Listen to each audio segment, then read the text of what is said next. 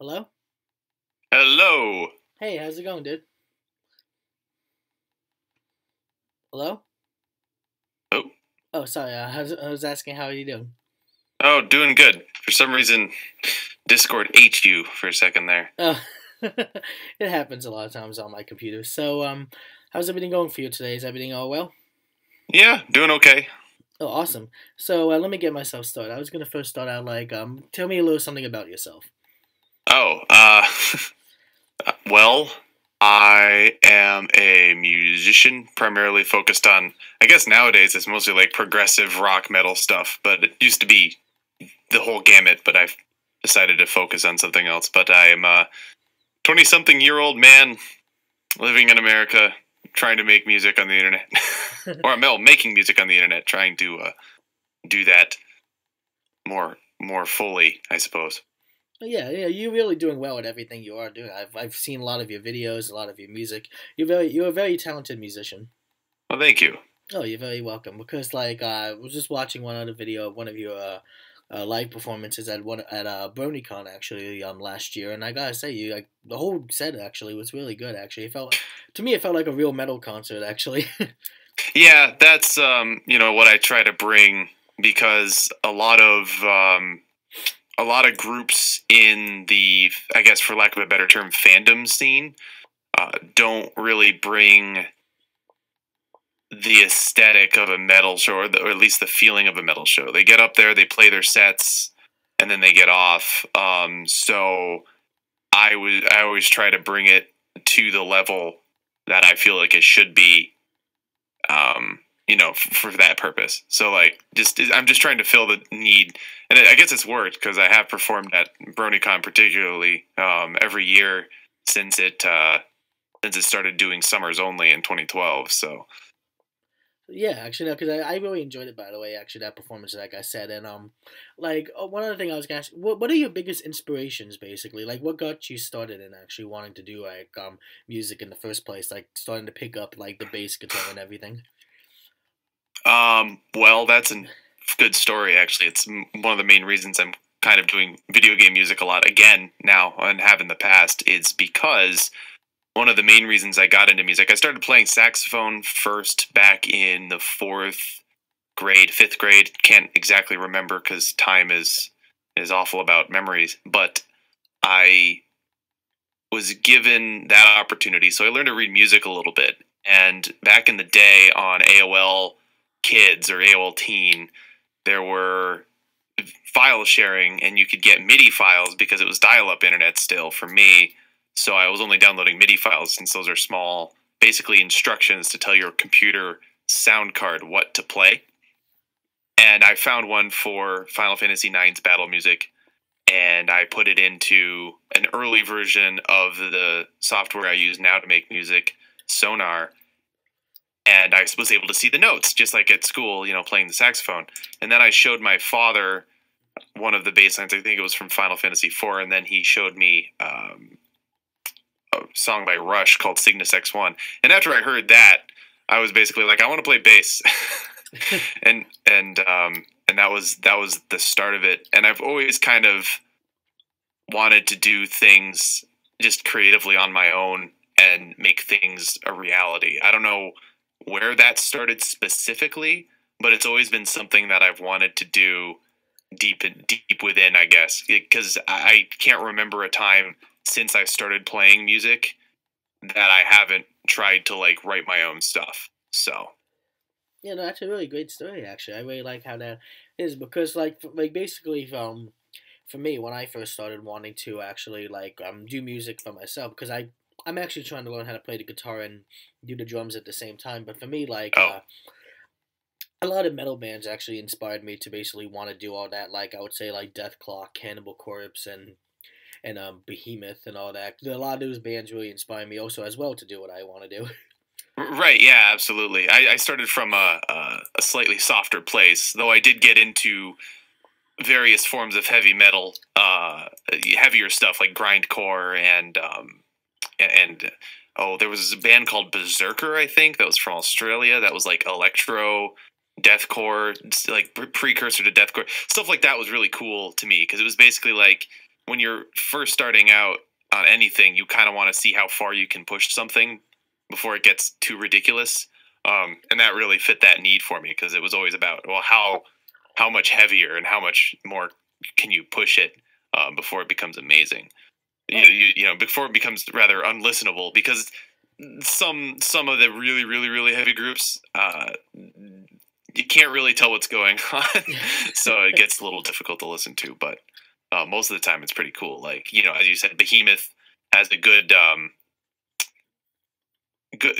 grasp on like the line between something that's really aggressive, I think, and then also still be like a good song in general. So, you know, Oh yeah, of course. Cause like for me, like I have listened to a lot of Behemoth stuff, like you just said, like right there. Cause like I was listening to actually not listening. Actually, I was watching one of their live shows, and I was like blown away by how the performance was, and I was like, I really enjoyed this a lot. Actually, I got a lot more respect for them because of that. Actually, at one show.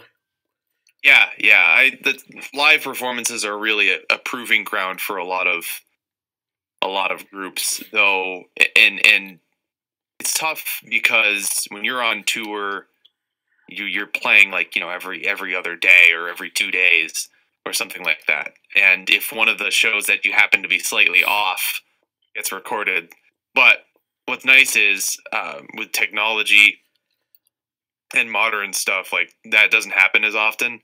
And especially groups like Behemoth, because they have all sorts of tools at their disposal to make it even more cohesive.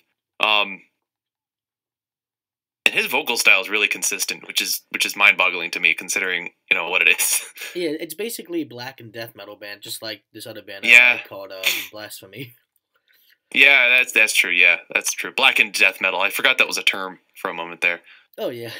No, if you ever need to come for me for metal genres, you can always just tell me because I have a lot I can tell Ah, you. you're an encyclopedia of metal genres. Oh, Because Lord have mercy, there is plenty.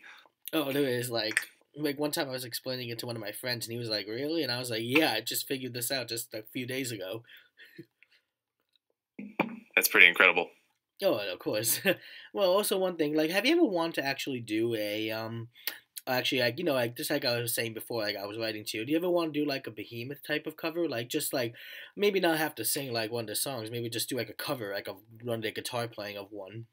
Um, it never really crossed my mind too much, actually. Like, it doesn't, because I'm mostly a bass player. Um, while I like Behemoth and what they do and everything, like, there's not really the bass is really just following the guitar kind of ad nauseum, and it's a lot of cool riffs followed by tremolo picking, which is awesome stuff. Like, don't get me wrong, I like the way it sounds, but it doesn't really, it never really grabbed me in the way to make a cover of it. Like, if I'm gonna cover a real group, then I have to feel like it has to really really resonate with me. Like, one song that I would love to do but I don't feel like I've got the chops to yet is Progenies of the Great Apocalypse, but Oh that's because yes. that particular tune, orchestra aside, has a lot of ups and downs, and I could find a person to help with the screaming and guttural vocals, although I'm okay at those myself.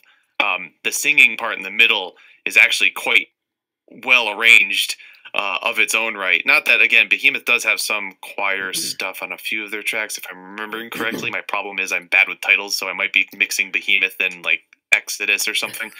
But or Exit Emperor, not Yeah, Exodus. God, yeah, metal. Exodus is a thrash. Exodus is an early thrash band. That's Yeah. very different. But yeah, no. It actually has not crossed my mind to do something like that. Now, doing something in a black metal style has crossed my mind, particularly when I was doing I was doing like Five Nights at Freddy's metal, and I did sort of like just like, oh, it's Halloween, so let's do Five Nights at Freddy's, and we'll do like the deepest, blackest, darkest metal I can come up with. Even though it usually ended up being more black and death metal, but that's just because of how my brain works. Um, because black metal, because death metal still had like I guess a traditional sort of groove to it, for lack of a better term, whereas most of black metal is just like blast beats in your face, five ever sort of deal. Uh, oh, of course. Like when you were saying that you want to do that song "Progenies of the Great Apocalypse," actually, like I think I might be able to help you with that with vocal wise because I've been practicing my black metal vocals and Oh, actually cool. it sounds exactly like the way I'm hearing it in the song and I'm like, okay, I can actually see like I can go somewhere with that. If you know, it's up to you if you want me to help you. 'Cause I can Yeah, actually do that. yeah. I'm gonna have to find somebody for the orchestra first because gosh knows I really do not have the chops in that area yet. Um, as well as just putting it together, and that's gonna be probably like that might be a couple of years from now. So I mean, but that I'll definitely keep that in mind because it's one of those vocal styles that's even a guy I know who's in like a kind of a melodic death metal band, I would call it more than a black metal band. But he's a black metal guy, but he definitely has more of the uh, death metal style to him, which is a little distinct. I mean, it's very subtle differences in some cases, but that's where I'm going with that anyway. Oh yeah, of course. You know, it's any way you would like it to go. Actually, you know, as long as it actually is good and everything, that's all that matters, really. For sure. And also, one other thing Um, is, has there ever been like a song that you ever wanted to perform on stage live, but you never did it actually? But you're like, okay, maybe one day I would like to do it in front of everyone. um, not early on in the beginning, um, because I would write things with performance in mind, sort of. But I wrote a song for my 2016 album, Our Best Hope, called Rose's Rebellion, which has a crap ton of time signature changes. And it sits in a really awkward time signature that's basically like a 3/4 waltz, but with like a half a beat or quarter beat missing.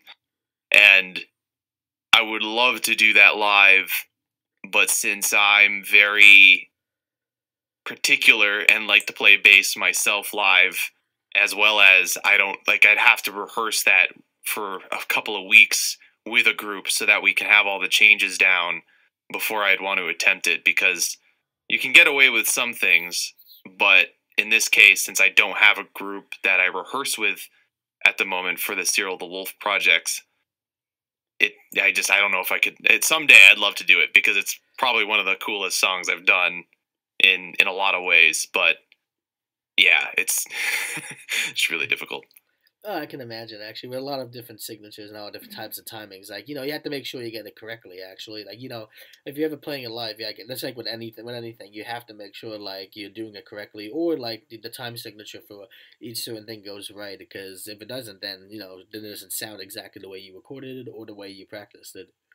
Yeah, exactly. And with timing, especially with rhythms, like that's one of those things. Because if somebody doesn't play the guitar part exactly as I've written it from a notes perspective, like maybe they play it a slightly different way, but it does the same thing, that's fine. But when it comes to rhythms, like you have a lot less leeway, otherwise you just have a lot less leeway with it. Oh yeah, of course. And also I want to ask, how did you actually come up with the name actually for who you are? Like, how did you come up with the name? Yeah. Sorry, I didn't mean to giggle, but Oh, that's I okay. picked this name in 2005 at the tender age of 15, or I might have still been 14 when I picked it. And it was literally just, I had been going by Cyril for a while, wrote a short story with that name, and I thought it was kind of fun. And, and then I was like trying to figure out an artist name. So if I saw the name on like a website, like an aggregate site or something like that, then what would I like to see? And for a second there, because I was a bit of an anime fan back in the day, I still like anime, but I used to watch a lot of anime. I was like, oh, I'll call myself Cyril Okami, because of course Okami is wolf in Japanese. And then I was advised against it, which is probably for the better because I don't know if I continue to go by that, or I think as much as the wolf can kind of pigeonhole me in some ways, I feel like if I used Okami, it'd probably do that even more so. and I wouldn't have the freedom I currently do creatively to release stuff. Oh yeah, because no, I really like the name how actually you came up with. Because I was thinking about like if it wasn't just the wolf and he just wrote Cyril Okame, because it does sound pretty interesting. Like just the Japanese word instead of the using the word the wolf. Actually, I like the way it flows. And actually, as it turns out, there is a Cyril Takayama or something like that. I actually do not remember. Who's a magician from Japan. So I'd probably be even more like confused because if people were like, "Oh man, I heard about this great magician, excuse me, named Cyril," and then they just typed in a Japanese word, and then it ends up, yeah. So at least I've got that separation now too, because that's something I found out about pretty recently about the magic there. So the magic guy.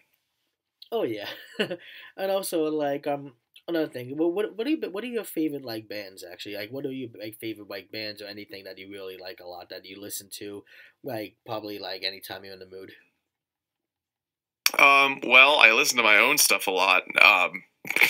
But no, if I'm actually going after a band, it's usually like I definitely go back to Rush a lot when I'm just if I'm just looking for something comforting. But like also I'll listen to like Iron Maiden, especially if something gets stuck in my head. Like that type of stuff is what I tend to go back to. But if I'm reminded of it, I'll go back to I'll listen to like a classic Metallica record, or if there was a record that I didn't get to hear as much coming up from a group that I'm familiar with.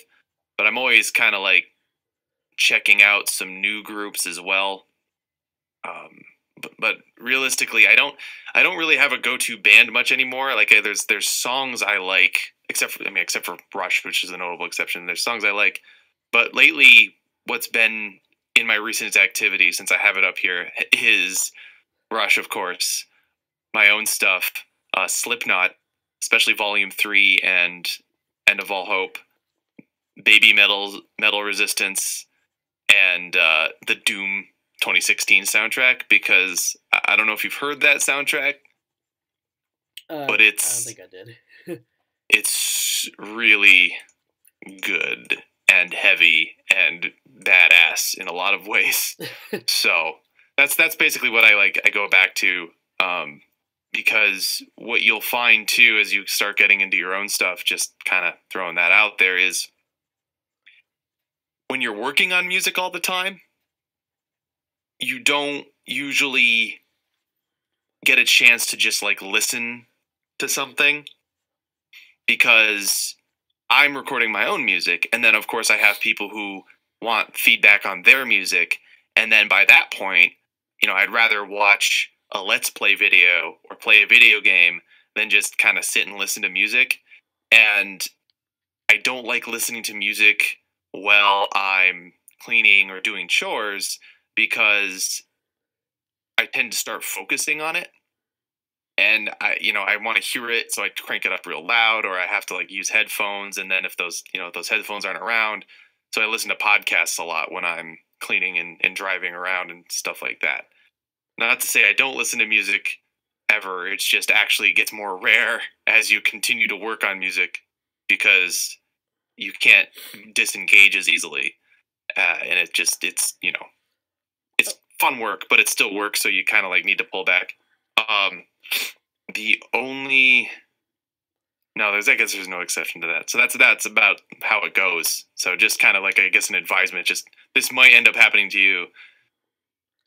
Yeah, sometimes it does. Like actually, when I'm usually listening to something and then all of a sudden some like the phone rings and I'm like, oh, I have to like stop it in the middle, and I like to actually listen to the whole record without having to stop it in the middle. Yeah, exactly. And whereas with a podcast, I'm like, it'll be there.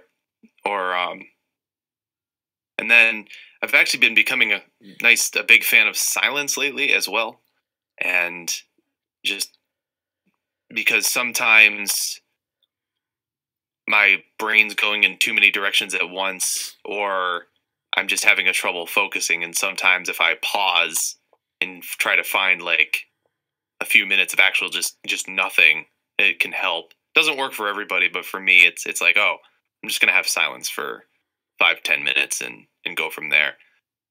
I will say the one exception for me is that I will listen to music especially music that I know, before I go to sleep.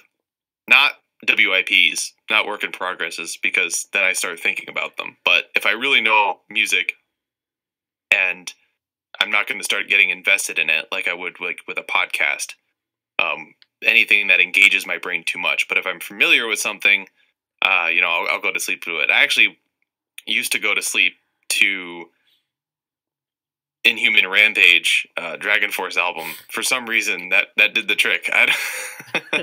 Not sure why. Other notables were Obzen from Suga. For some reason, it just put me right out. I don't know why. No, I love Inhuman Rampage by Dragon Force. Actually, that one song, Through the Fire and the Flames, basically is the reason why I actually enjoy them.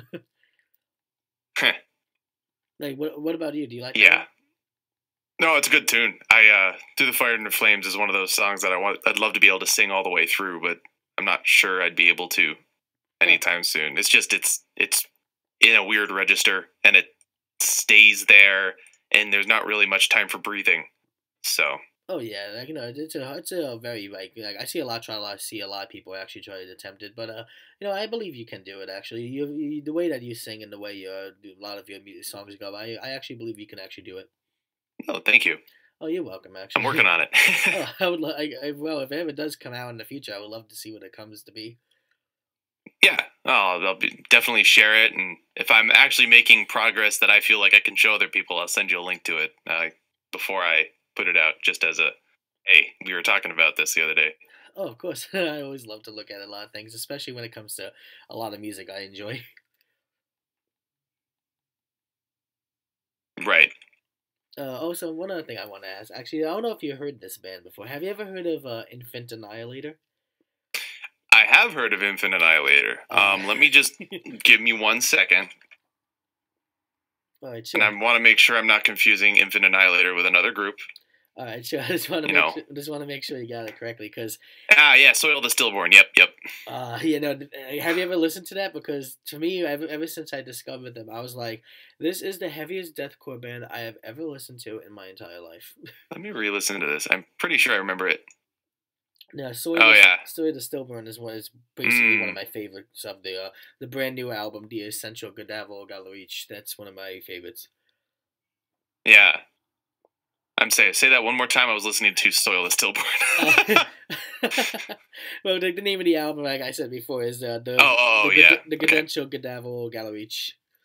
Right. Yeah, that's good. Another group. If I guess we're for sharing. Have you ever heard Archspire? Say again? Um, they're really good. They have actually Relentless Mutation is the song I was even thinking about. Let's see. I'll link it to you here, and Oh, then you sure. can which one is it? There's the one song particularly I really like. Oh, Remote Tumor Seeker. Man, this stuff is my jam. Um, but yeah, so if you want since you reminded me of Infinite Annihilator, I listen to this guy.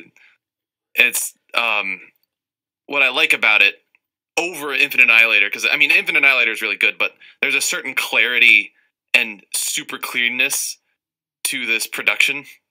Um, Whereas Infinite Annihilator is more kind of open, and it's just one of those things that I appreciate, and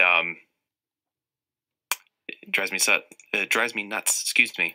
I'm gonna have to listen to that later because now I'm really feeling some Archspire. I don't blame it. I love when I had in the mood for anything. Like before, I was just listening to Vital Remains actually, and I was like really in the mood for one of their albums. Right. Yeah. And well, and that's absolutely true too. Because I don't really have go to bands all the time. Just to go back to that real quick, because I'll get into a mood. I'll just be like, I want the heaviest stuff ever. And if I don't have an internet connection for some reason, or I need to save my bandwidth or whatever, my library on my phone has, it's like Slipknot. So I'll turn on equal shit or something. It's like, oh man, I'm really angry. I Oh feel yeah. better now because I had to deal with some stupidity in my life. But but if I'm really looking for something that's like really heavy and aggressive, but also makes me think from a musical standpoint, then I'll find like a technical tech death band or something like that, or Spire or that sort of thing. But yeah, it definitely moods is a big important thing because I definitely don't listen to that stuff all the time because it's almost exhausting in a way when you're connected in listening to music all the time because you're used to a certain level, but that stuff just goes hard 100% of the time, which is why I appreciate bands like oh gosh, Obfuscaris. What is that band called? They're from Do you know the name of the band? yeah, I'm trying to think of the band name. Ne Oblivious or something like that. Not Ne Obliviscaris. Oh, the God, name what a sounds name. great. And they're like progressive black metal-y. Let's see what extreme progressive metal is what it's genre according to the Encyclopedia Metallum. No, I gotta say, But they're good. no, I gotta say, you really. And they're like almost an anytime group for me.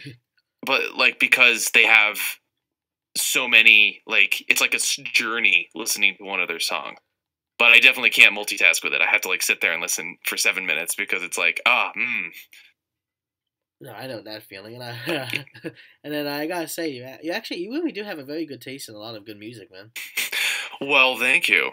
Oh, of course, because like like when it comes to a lot of other, like the stuff you tell me right now and this, I really like I'm always trying to find people who have the same interests. It's kind of hard for me sometimes.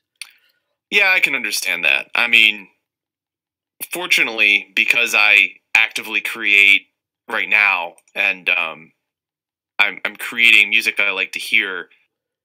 Generally, if people start listening to my music, they're probably interested in a lot of the same music that I am, and obviously, the reason is that because I wear my influences on my sleeve, and I make music that I'd want to hear.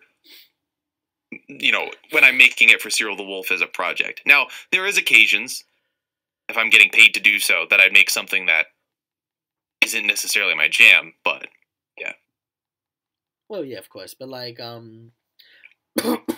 there ever been like a time that you had to make a song about like something, but you didn't really, but it's not something that you like, but you had to do it like for someone? Um, I try to avoid that, like something that I actually like, I guess don't like. Whereas,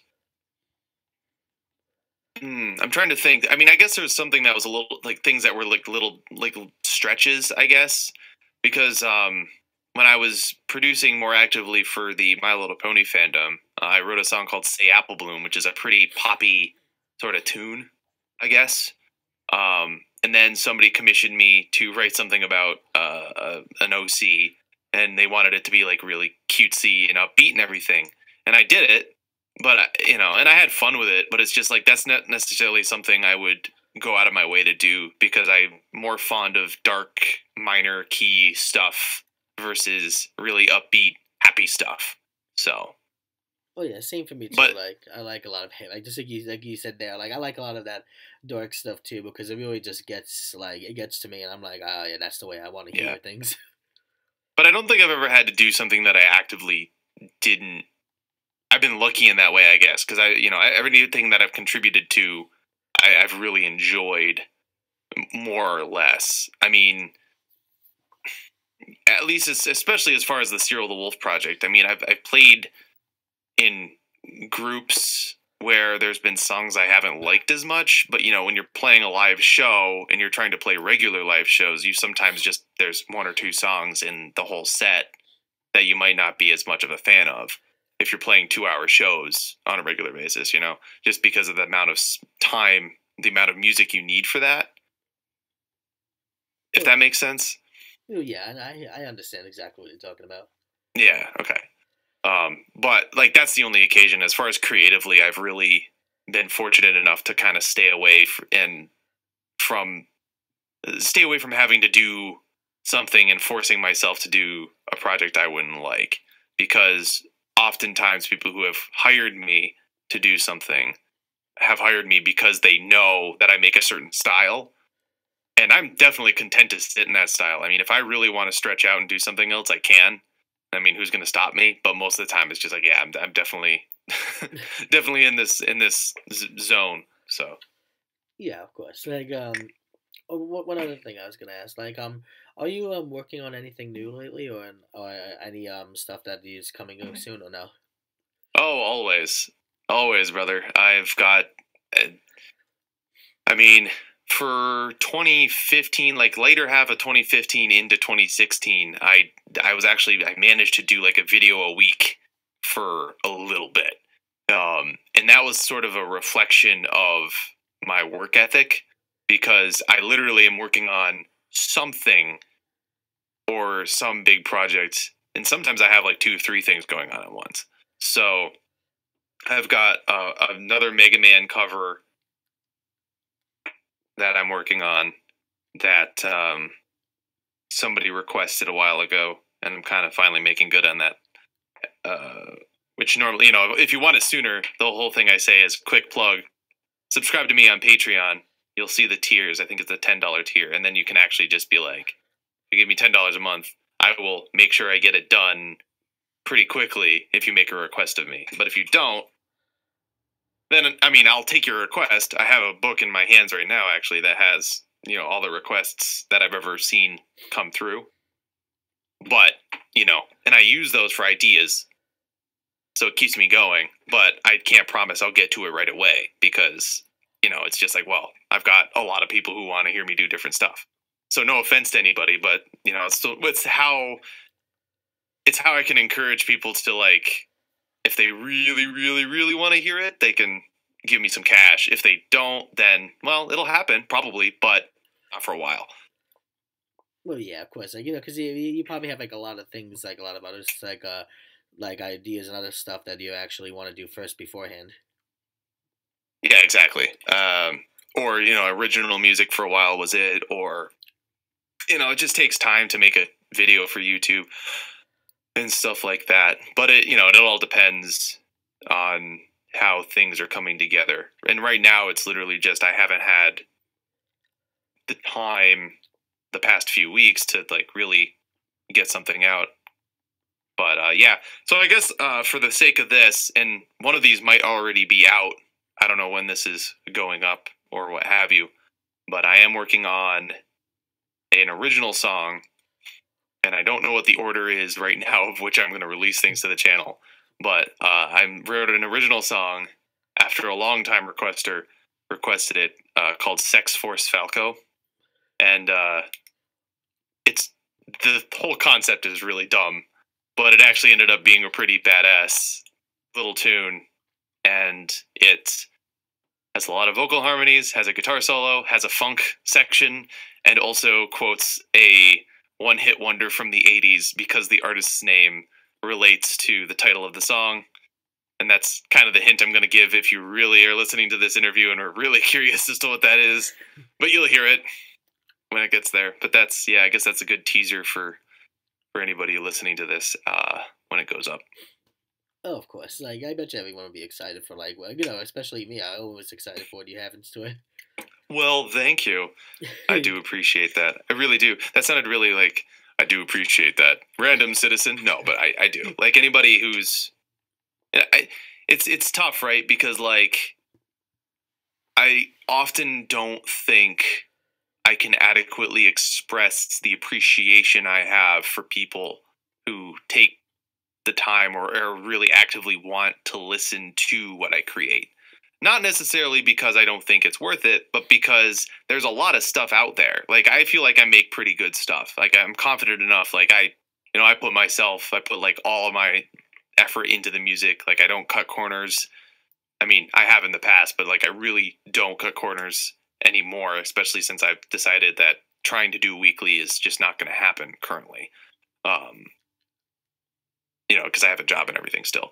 But basically, it comes down to like I put my heart and my soul into my music, and I really don't expect when there's so much other good stuff and sometimes arguably better, maybe objectively or subjectively better stuff out there for people to come and listen to them, to listen, and then more than that, like it and want to engage with it because it's one of those crazy things about the internet. It's easier for people to get their stuff into the world. And now the hardest part, even more than it was in the past, is to have it so that people who, theoretically would want to listen, and then have those people really be fired up about it. So it is really cool when I hear back, it's like, Dan, I love your stuff. I've been following you since 2008. And I'm like, that's awesome. I really don't know how to feel about that because it feels like bigger than me, So it's crazy. Oh yeah, because for me actually, I remember meeting you at PonyCon 2015, and I remember seeing the CDs you had in sale, and then the ones that I remember purchasing from you actually, those are the ones I really enjoyed. Yeah, and that's like really awesome, especially since some of my older stuff it's just rougher around the edges, but people still enjoy it, so that's why I don't really take anything down. The only time I necessarily would is if I re-released something, um, but otherwise, unless it's like a troll song, because like back in the day on YouTube, in the height of the pony fandom, I did plenty of like troll parody silly stuff. Like I did an acapella version of Cutie Mark Crusaders dubstep with kazoos, and I did that in like an hour and a half, and it sounded awful, but it was hilarious. But I was like, you know what? I think that can safely be tucked away and put away. But to your point, if I was proud enough to put it on record at any point, um, then it's awesome that it's people can still find value in it, even if I feel like I'm doing a better job now, just based upon my experience. Oh yeah, of course. Like a lot of things you do. I guess like you said before, like you really do very well, and in the music that like I said before, like I listened to, it was the first time I ever actually really listened to like anything that you made, and I was very surprised like that. I forget what the name of the albums were. I still have them today actually, and the first time I ever listened to them, I was really excited of how it actually turned out. It sounded exactly like some of the other bands I was actually listening to back at the time too, as well. That's awesome. Yeah, it's hard because I've got five, um, and it's funny because my most recent album, Our Best Hope, which is mostly a Steven Universe album, really, just because I got really into that for between 2015 and 2016. Um, it's not as loved as my other stuff. It doesn't see. I mean, I was going in a couple of different directions, and I tried some things, and I'm still proud of the album. But it's like, okay, so maybe I shouldn't have tried so hard to, for instance, with Our Best Hope, I did my best for most of the songs to just use like really basic instrumentation and a really forward and stuff uh like really pared down and simple. Like that's exactly what I was trying for. Because I had pretty good success with that with my second album, Searching. So I was like, oh man, I'd love to do that again because like I like that. I like kind of simpler stuff that's just like full of itself. I don't know if that um you know, simpler stuff that conveys what it needs to and like really hits home. And it was kind of done under a deadline and like under a lot of pressure. So I think maybe it missed the mark in some cases. And I was also experimenting with a lot longer songs because obviously, if you've experienced my longest song previous to the 8-minute one on Our Best Hope was, I believe, Where I Belong, which is only about just under 6 minutes. So I was really going out of my way to also like do the progressive thing, kind of inspired by Rose's Rebellion, which has got all the time signatures. So that was one of those things where retrospectively, it's like, okay, so I think I just tried to do too many weird things all at once, and because of that, it ended up not doing what I wanted it to or resonating with people the way it should have. Again, not proud of the songs on the album, but I think it ended up kind of confused with itself. Um, and the title's kind of ironic in that case because I guess it's not really our best hope if it's that confused about itself. Hey, but if it's, as long as you actually worked hard on it and you like it, then that's the most important thing of all. Indeed. Oh, and also, you know where the that convention was during that time, where PonyCon 2015 was? Yeah, it was at the a college, the Saint something's private college in the middle of Brooklyn. I don't St. John's? Actually, you want Francis, oh, St. Francis. actually, you want to know something pretty? Actually, you're probably gonna be surprised about this. You know that college, right? Yeah. Actually, that's the school I go to. Actually, Oh, do you? yeah. Nice. So, Actually, really nice because I mean, it can't be an inexpensive college to attend either. no, it's a really nice college actually. But when I was surprised at it, the first time that I ever held like a convention there, actually, I was really surprised. Actually, it was my first ever one actually, and and still to this It's day, funny. of course, I was really even to this day, of course, I'm still surprised that the first ever pony convention I've ever been to was actually in my school. Yeah, that is pretty funny. Also because it is rare for outside, unless one of the people who are running it were an alumnus or alumni of the college. Like for somebody to come in third party, if you will, and just beat up to college and say, "Hey, we'd like to hold an event in your space," and it's kind of weird, but it's sort of like I wonder what the conversation was for that to happen. Yeah, even I You think know what I about mean? yeah, even I think about that because like I look around the school all the time, like when I'm walking, and I'm like, I still remember the spots where everything was during that time of the convention. I think like I wonder what was the whole like what did they say and like how what the whole deal was just to get it inside there for those past 3 days.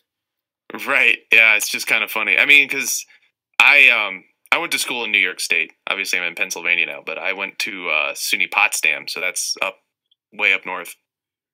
Um, we had a con there, and I was part of the committee for it for 2 years. But we didn't really. There wasn't no any events at the college like that because in order to do something like that, first of all, especially public school, there's a lot of annoying rules that you have to get around. The second thing being that they didn't really want to hold something like that unless it was coming from within. So it's just one of those things. It's like like how did that happen? On the other hand, who knows? I actually just have absolutely no idea, like the logistics behind approaching a space like that. Um, for that, unless that same friends college, unless your college just kind of wanted to move in that direction that year or something. I don't know. Yeah, that's I was no, just like I said before, like, I was very surprised that actually they were having that convention there, and like I remember still to that day actually, like when they had the early badge registration, I was there for the early badge registration because I was still the day that they were having it was the day I had school, so I stayed there like a lot longer. But I was always thinking like everyone else who was there, like the students, I was always there. Sometimes I was thinking like I wonder what their like opinions were. Like they were probably they probably were thinking like they had no clue probably what was going on actually. What's with all these random weirdos coming into our college? Like, all right, I guess. I mean, it is New York City, so at least random weirdos isn't too hard to come by. Oh, of course not. Really, When it like, comes to New because York, there's just so many people. oh, of course, when it comes to New York City, like I take the train every day just to get to school, and the stuff I've seen, like sometimes I'm just like, okay, like yeah, I can understand why a lot of people say New York has a lot of like crazy things. Yeah, I mean, it's just first of all, when it's such an old city with so many people in it, like you're gonna get weird things. Like that's just the law of large numbers. Like with any, I don't know, anything. Just there's always gonna be a cache of weird people. And they won't be hard to spot because they're weird. I mean, if you see the guy dressed in all pink with Marge Simpson hair standing on the block of 127th and 40th or whatever. That was the stupidest thing ever because I don't even think that's a corner. But the point is, if you see that, he's probably not alone. He's probably in a gaggle of people dressed in whatever normal stuff, but he will stand out. So it's like, oh, I guess there's a lot of weird people, but duh, it's just a lot of people. Yeah. You know what I mean? Like that's kind of my thought process. Oh, of course. And also one other thing I wanted to ask, actually, since you were like talking about that before, like, actually, what got you actually into becoming a part of the Brony fandom? I was forced to watch an episode, and then I liked it, and I watched more of it, and it was kind of inspiring. And then I wrote a song. Well, first of all, I did a couple of covers and kind of I went off parodies as a dare, and people kind of liked it, and I was like, cool, all right. And it was a twofold thing because obviously it didn't nothing like that comes from like, oh, I thought it was so good and I released the music just purely because I liked it, and and it just I just kept doing it because I really liked it. Well, yes, I did really like it, and yes, that's what got me started, and I definitely enjoyed it. But there's two things that kept me going with the pony fandom as well. First of all, the thing that got me into it was literally just like somebody showed me a meme, and then we're like, we have to watch an episode together, and then I did, and then I marathoned it because I was like, well, that was really funny. And then it was so funny just because I released stuff and it got a lot of views and attention, and then there was this whole music community that kind of sprung up around it that I was like, I wonder if who's around, and a lot of them had less experience with the craft than I did. So I was like, oh, I want to show these people like how things can be done. And everybody, like anybody in the fandom. And so that's one of the things that kept me in. And of course, the other thing that kept me going with it, other than just having inspiration, was the fact that, a lot of people saw my stuff and it was just like, this is awesome. And I've got good practice at songwriting and everything else. And it was just a really cool way to do things. So I'm not going to like lie to you and say it was just because I really, really liked it. And it's like, well, yes, I did. That is part of it. But of course, I also really, really liked the fact that a lot of people saw my stuff. And it sounds kind of like people wouldn't want to say that, right? Like everybody's like, no, that's not what it's about. But it's like, well, it's a little bit about that. Like if nobody's looking at your stuff, it's awful hard to want to keep going with it, Yeah, that's true. Actually, that's why I always try to do the best I can do with all sorts of stuff. Right. No. Yeah, I mean, yeah, right there. I mean, first of all, you have to have that work ethic in the first place. Oh, of course, because but well, yeah, sorry, I can talk about this stuff for a long time, but like, because there's always people who are like, well, I want people to see my stuff, but those same people oftentimes, not all the time, but oftentimes, not only want people to see their stuff, but they're not willing to like work harder at it, because there is a certain, again, as I was saying back when I was like, I always have just sort of wanted to write and create things and get better at it. And so I feel like that has to be there, because I would also complain that I wasn't getting as many views as Mike the microphone or whatever. But, instead of bringing me down, and I would complain bitterly about it, I just kept making things and I kept trying to get better and kept trying to improve. And until somebody would actually like listen. And the other thing about that too, in pony fandom is, try to hang out with people and kind of be persistent. Don't be annoying, but be persistent about it. Like, just be like, yo, I made a new thing, check it out. And then, kind of promote that the best you can and keep making new things. And just eventually somebody's going to listen to your most recent thing. And if they really like it, they'll listen and be like, wow, I want to share this. Or they'll not like it, or like it, but have feedback. And then they'll give you that feedback. And if somebody who's actually like more experienced than you gives you feedback on something, then that's where you can be like, okay, this is probably where I've been going wrong. But yeah, so that's my soapbox about that. You didn't ask that question, but sort of went over there. So Yeah, that's okay. I like to hear everything that you have to say.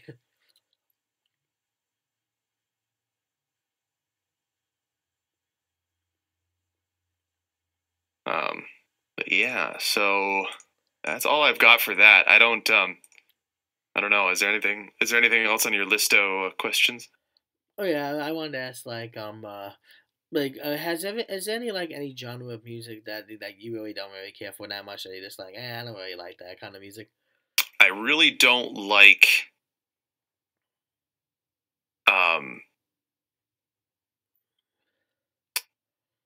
I'm just trying to like I guess you could call it bro country where it's like basically a pop singer dude singing about stuff he's never experienced with a twang in his voice.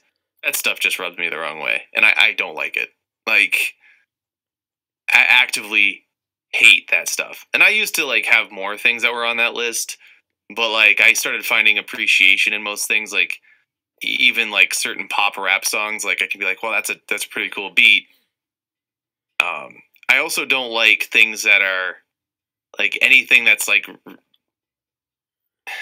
the kind of stuff that's just like really over glorifying destructive lifestyles.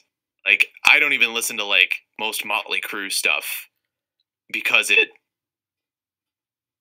like the lyrics I can't get beyond the fact that it's literally talking about, you know, snorting coke and drinking all the time.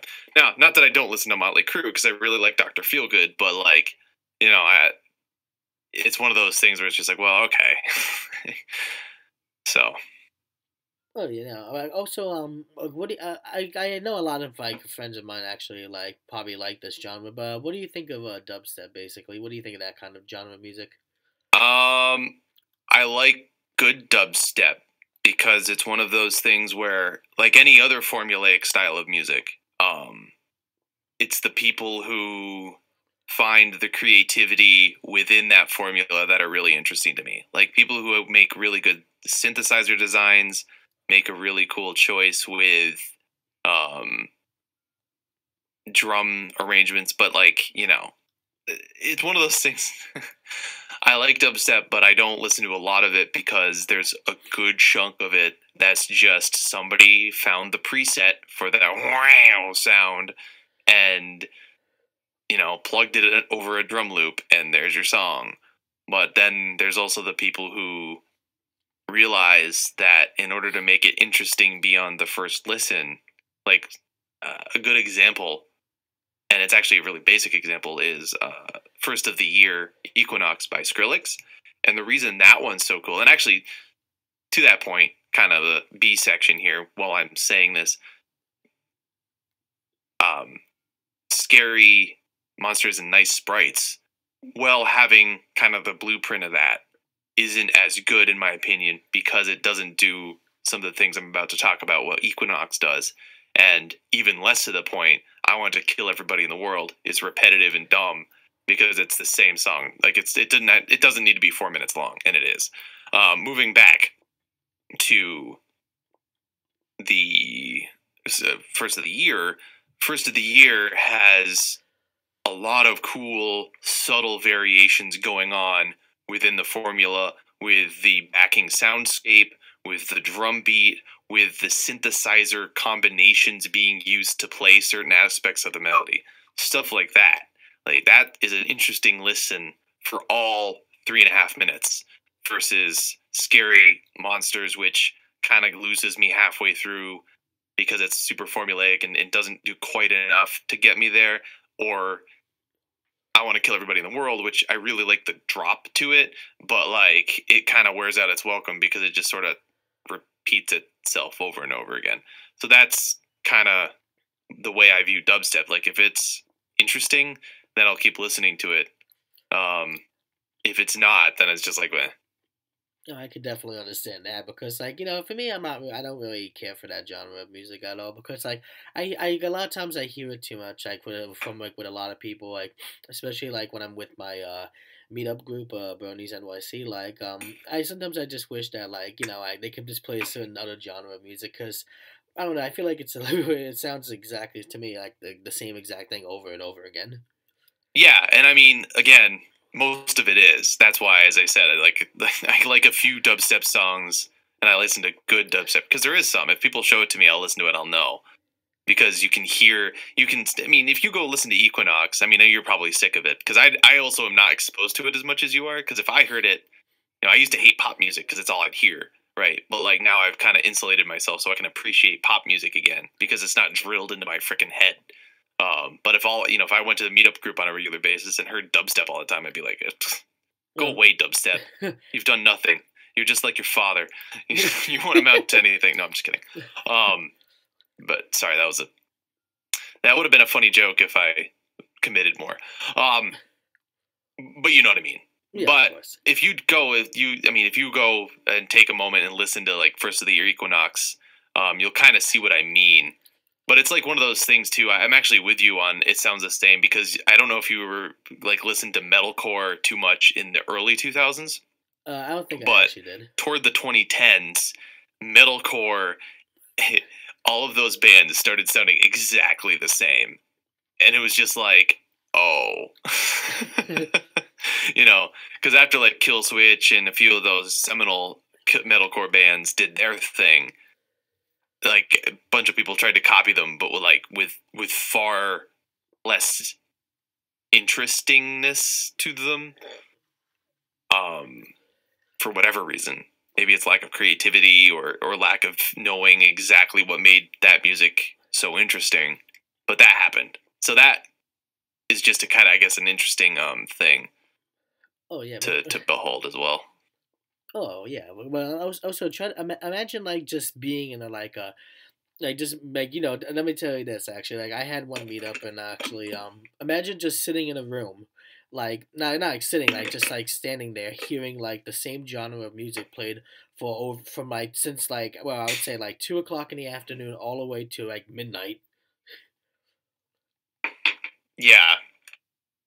And that sometimes I'm just like, I need to hear something else.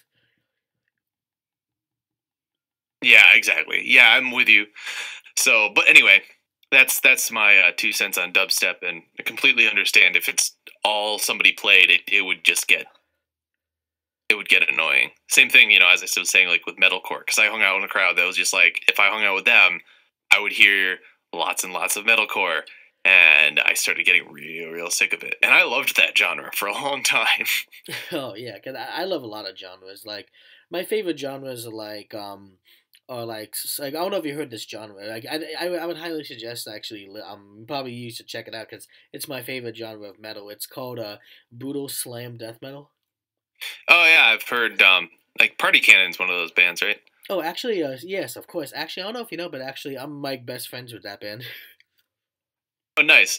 No, I actually did not know that. But yeah, no, I like that stuff. In the same way that I don't listen to tech death all the time, like I love it.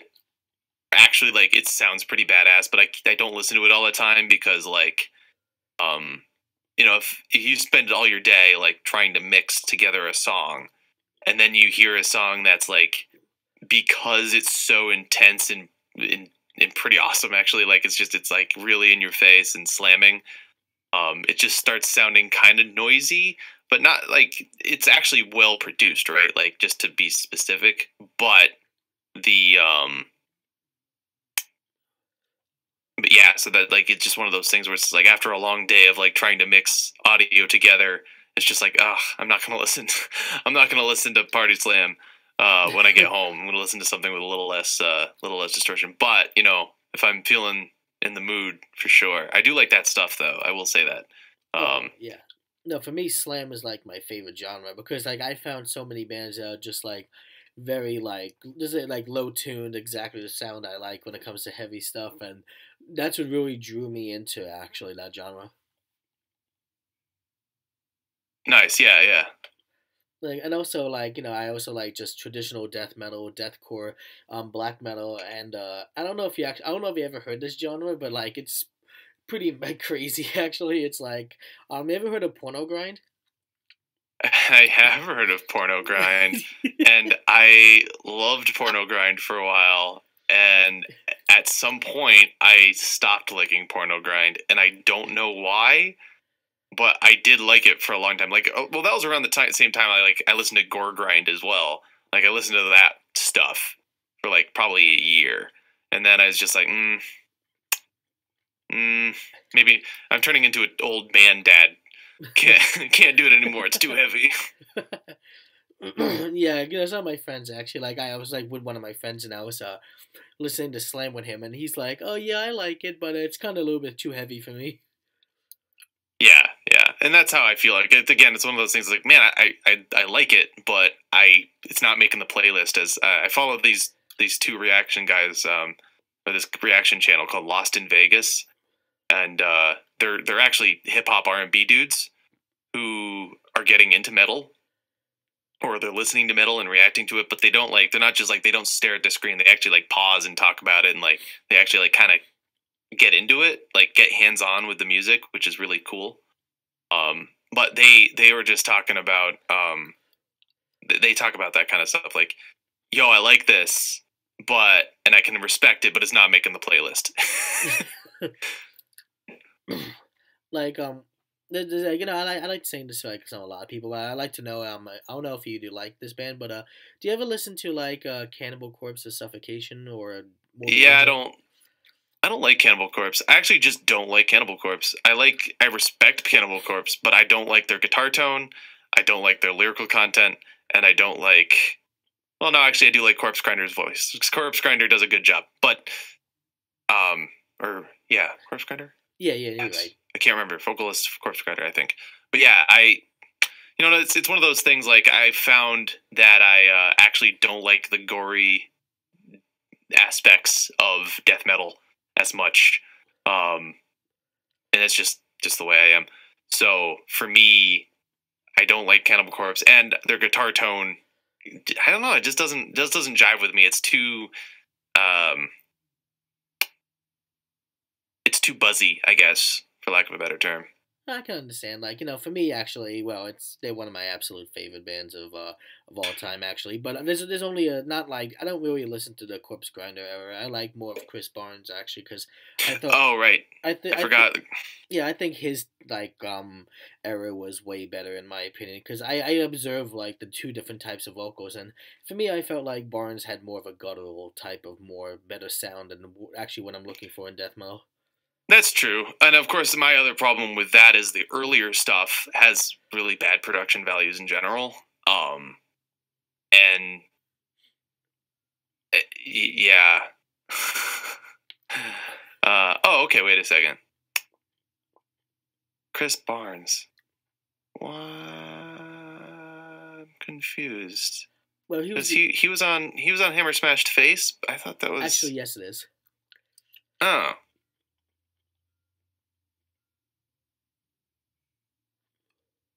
interesting. That's actually just something I didn't know. Wait, But either way, so Hammer Smashed Face being a notable exception.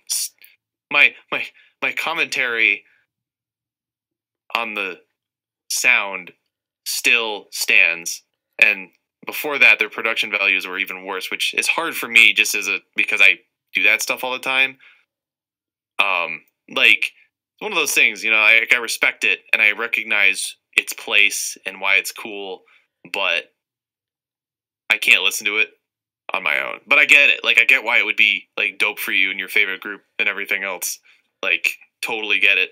I just can't myself. yeah, I can Dude, understand. that's awesome. I'm sorry. I'm just like blown away because I guess I never knew that time frame of Cannibal Corpse, and I didn't realize Chris Barnes was on Hammer Smashed Face. I thought that was when Corpse Grinder came in. So Actually, a Corpse Grinder came in right after Chris Barnes left the band in '96 and started with the Vile okay, album. gotcha. Okay, well there you go. Now I've learned a thing about that. Yeah, like, that's like I say. If there's anything you need to come to me, but I have like I've watched a lot of documentaries on a lot of even that band and other ones. So I always have it stuck in my brain of what year and what happened during those times and eras. Right, right. Like Yeah, cool. I mean, if I ever have a metal question, I'll for sure ask you. Just be like, instead of trying to like research it, I'll just be like, "Hey, hey, uh, Stefan, what Hook me up. What's the info? Oh. Or Oh, of course. Like, have you ever watched the Untold the Light Takes Us? That's a good documentary about like Norwegian black metal. say that one more time. I'm sorry. That's okay. It's called Untold the Light Takes Us. Untold. I didn't. I need to see. Like, no, this is a documentary I highly suggest you watching. It is one of the best ones. Actually, not one of the best. It's the best That one. documentary. Yes, yes, yes. I'm sorry. I have seen part of that actually. It's very interesting. Um, No, because very interesting. I've That se- kind of stuff.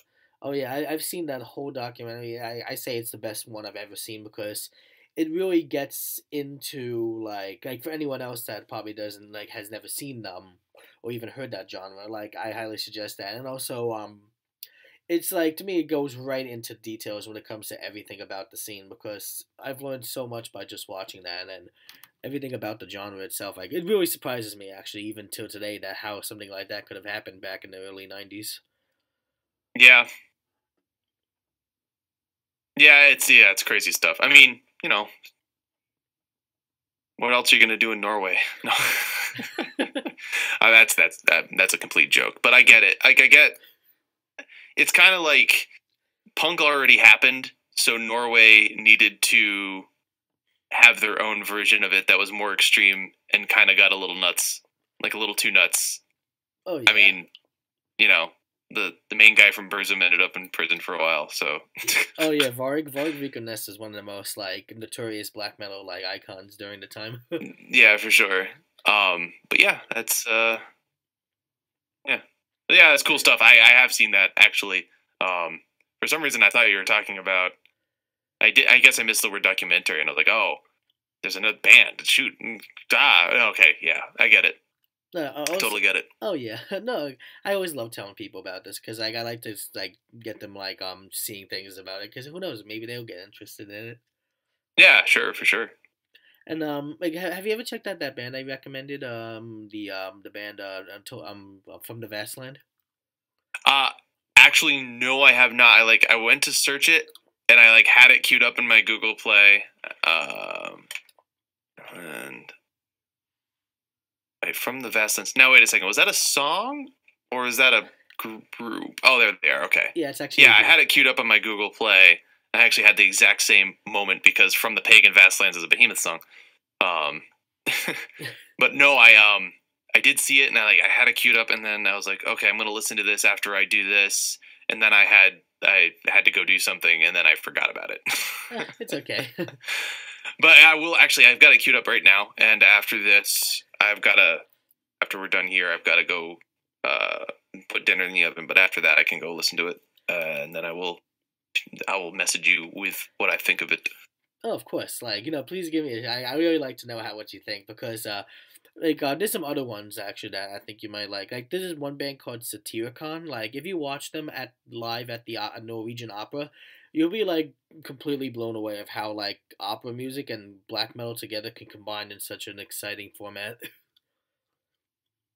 Yeah, I mean, I guess not. But then again, you're talking to the guy whose favorite song, like probably just favorite black metal song, is Progenies, which kind of fits that vibe.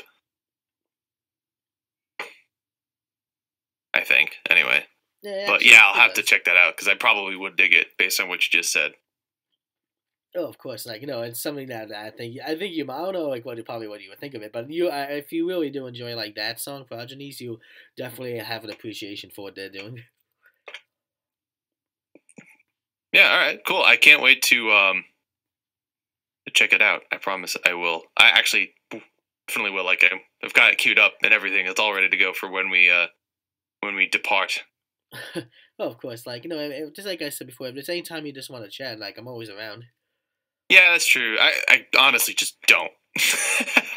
Nothing against you. I like ask anybody. I sometimes poke my head into various servers I'm on, but when it comes to just sitting and chatting, but I mean, feel free to poke me. That's not to say don't. It's just like I'm not one to initiate because I'm always thinking about I just don't think about it, which is bad of me. And I'm trying to be better about it.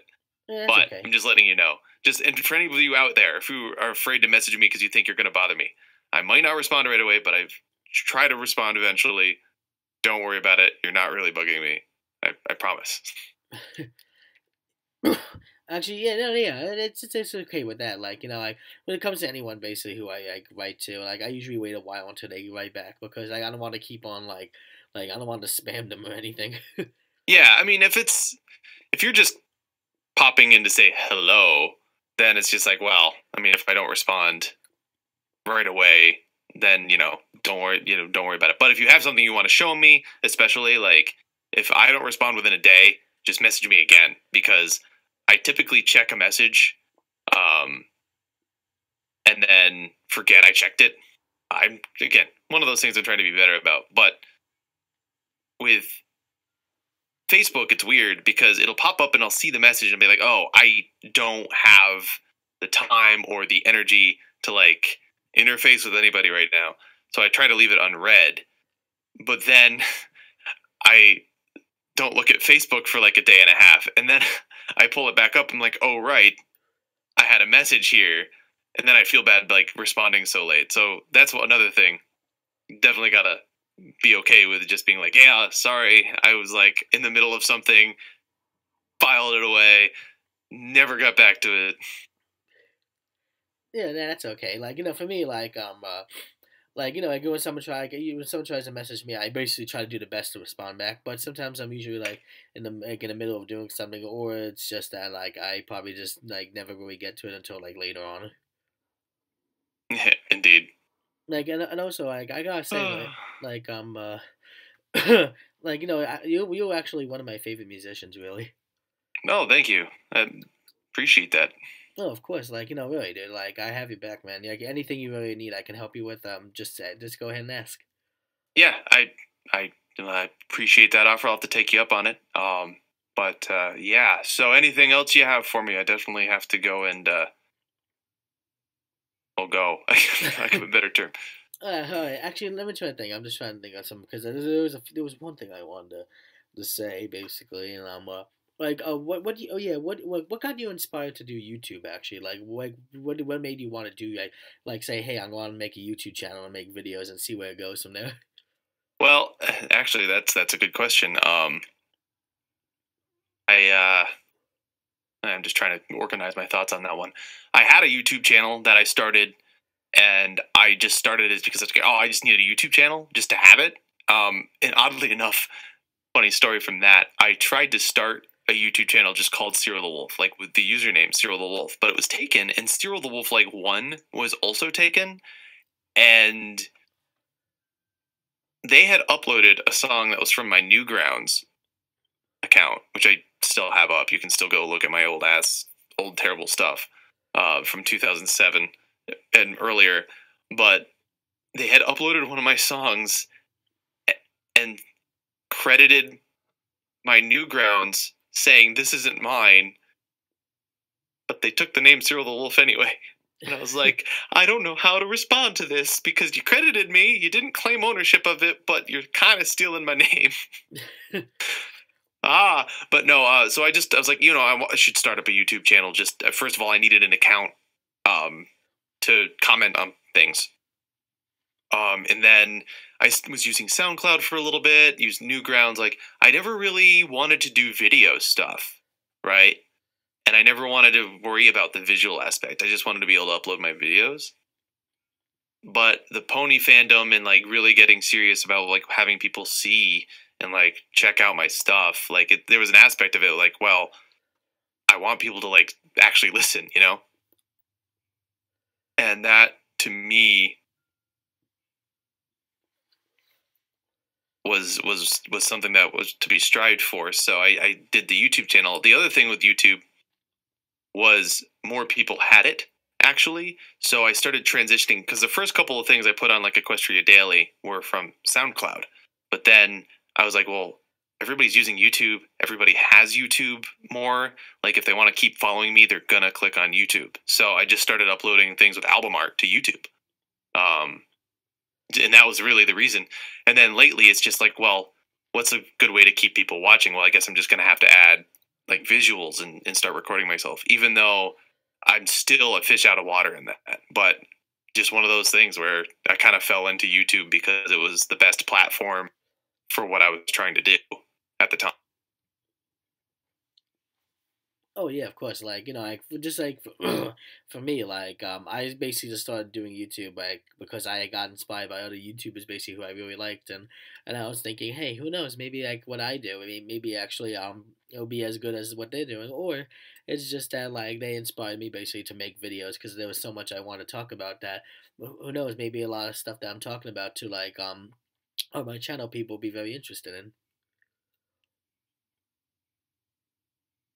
Yeah, I mean that's the way it goes. But and then the rest of it's just kind of luck and where you put it. But uh, I wish you luck with your YouTube thing, and I'll link me when you get this up. I'll subscribe and then I'll share it around and stuff like that. Oh, of course, yes. Because I always like to like see what other people probably think of what I'm making. Because like I've done so much so far that I'm like I see my old videos and I see like my new videos like that I'm doing right now, and my God, I could definitely tell you that I've improved from what I was back then.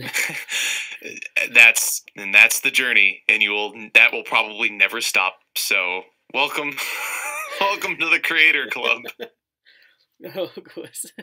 Like, because I have other ideas of what other videos I'm gonna be making as well. But well, this like I bought something new today, so I hope that comes just in time for me to actually talk about and upload soon. Because there's usually like a lot of things I want to talk about on my channel, but I don't usually sometimes don't know what to sometimes. So it takes me a while just to think of something.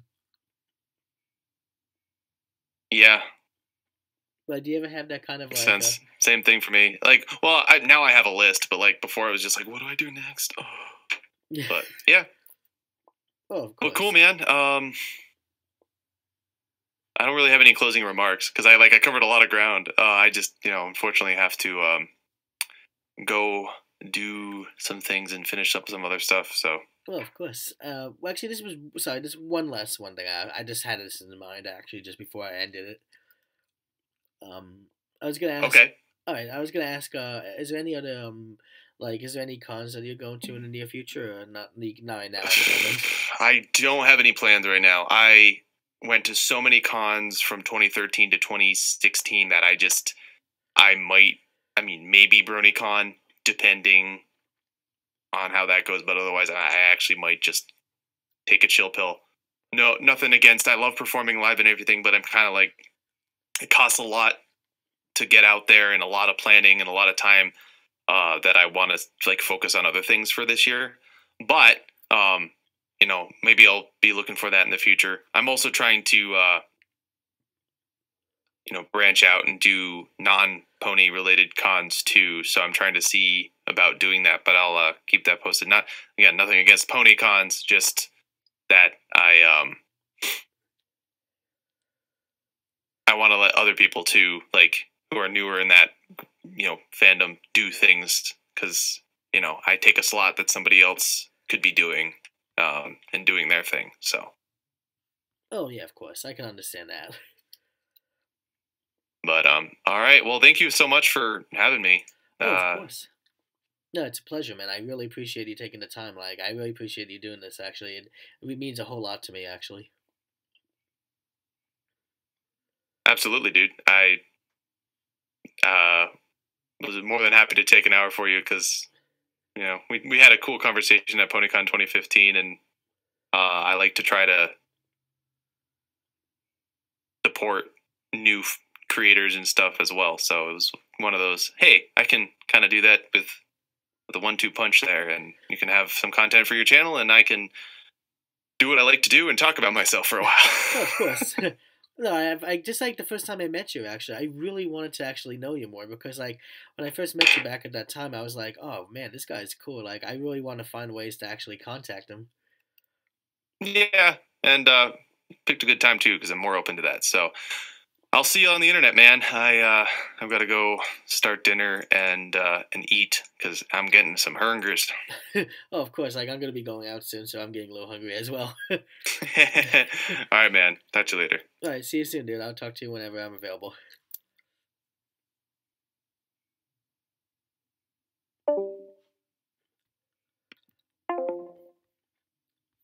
Alright, guys, that was my interview with the one, the only Cyril the Wolf.